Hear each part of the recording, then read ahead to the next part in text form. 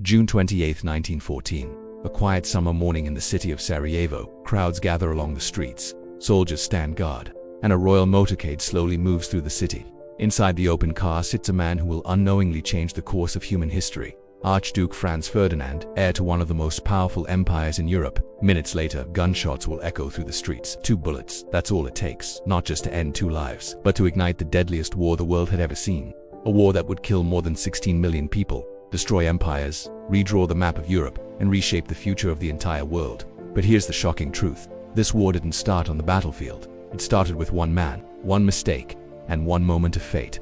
Tonight we uncover the unbelievable story of the assassination that sparked World War I and the young assassin who pulled the trigger. To understand how the bullets could start a world war, we need to step back. The year is 1914. Europe looks powerful on the surface, but underneath, it's a ticking time bomb. Powerful empires dominate the continent. The British Empire, the German Empire, the Russian Empire, and the massive Austro-Hungarian Empire ruled by Emperor Franz Joseph. But tension is everywhere. Countries are building massive armies, weapons are becoming more deadly. Alliances are forming like pieces on a chessboard. If one country goes to war, their allies must follow. It's a fragile balance, and in the middle of all this tension lies the volatile region known as the Balkans, a place full of nationalism, rebellion, and political anger. Many Slavic people living under Austro-Hungarian rule dream of independence, and one country supports that dream more than anyone else: Serbia. To Austria-Hungary, Serbia is dangerous. To Serbian nationalists, Austria-Hungary is the enemy, and hidden in the shadows, a secret group is preparing to change history. In Belgrade, Serbia, a secret nationalist organization begins planning something bold. They call themselves the Black Hand.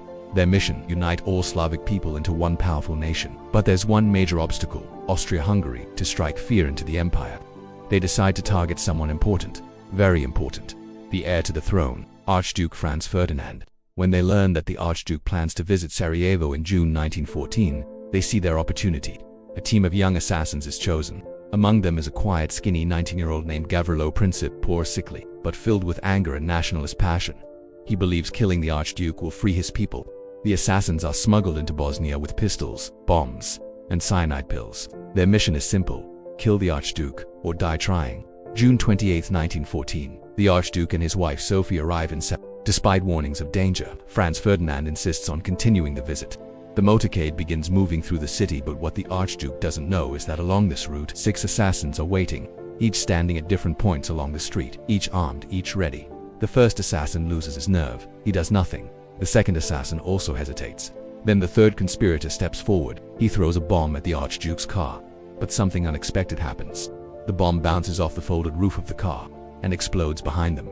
The Archduke survives. Several officers are injured. Chaos erupts. The attacker swallows cyanide and jumps into a river. But the poison fails, and the river is only inches deep. He is captured. The assassination attempt has failed, or so everyone thinks. After the attack, Franz Ferdinand is furious, but insists on continuing the day's events. Later, he decides to visit the injured officers in the hospital. The motorcade starts again, but there's a problem. The driver is not informed about a change in route. He takes a wrong turn, and suddenly, the car stops to reverse. Right outside a small cafe, standing there just a few feet away, is one of the assassins who believed the mission had failed. Gavrilo Princip. He cannot believe what he's seeing. The Archduke, the heir to the empire, sitting helplessly in front of him. History has handed him a second chance. Without hesitation, Princip pulls out his pistol. 2 shots ring out. The first bullet hits Sophie, the Archduke's wife. The second bullet strikes Franz Ferdinand in the neck. Witnesses later report hearing the Archduke whisper to his wife, "Sophie, don't die. Stay alive for our children." Minutes later, first, the assassination seems like a tragic political murder. But within weeks, the entire world begins sliding toward war. Austria-Hungary blames Serbia. They issue a harsh ultimatum demanding control over Serbian investigations. Serbia refuses some of the demands. That's all Austria-Hungary needs. On July 28, 1914, Austria-Hungary declares war on Serbia. But because of alliances, the conflict spreads like wildfire. Russia mobilizes to defend Serbia. Germany declares war on Russia, then on France. Germany invades Belgium, and suddenly Britain enters the war. Within days, Europe is engulfed in total war.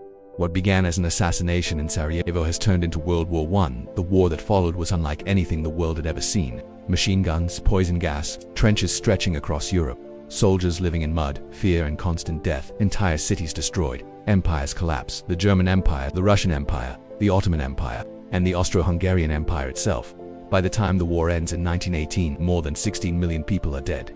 all from a chain reaction that began with 2 bullets in Sarajevo. And the young assassin, Gavrilo Princip, was too young to receive the death penalty. Instead, he was sentenced to 20 years in prison. He died there in 1918, weak, sick, and forgotten. But his actions had already changed the world forever. So the question remains, did Gavrilo Princip really start World War I? Or was Europe already standing on the edge of disaster? Many historians believe the war was inevitable. The assassination was simply the spark that ignited an already explosive situation. But history often turns on the smallest moments: a wrong turn, a stopped car, a young man standing on a street corner, 2 bullets, and the beginning of the deadliest conflict the world had ever seen. Because sometimes, the fate of millions is decided in a single moment. Both are dead.